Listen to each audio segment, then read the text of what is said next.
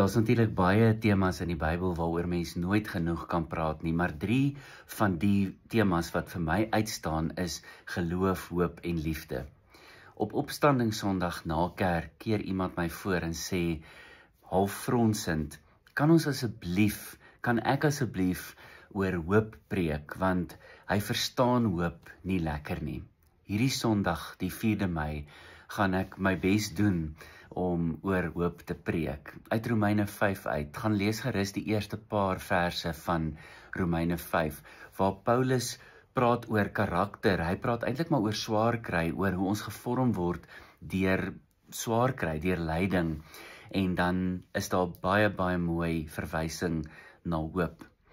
Ons gaan dit gebruik, dis ons skriflesing, kom sluit asseblief aan by die erediens, as jy kan in persoon, 9 uur Sondagoggend, en andersins hier op YouTube, lewendig of na die tyd. Hoop is 'n belangrike tema, saam met geloof en liefde.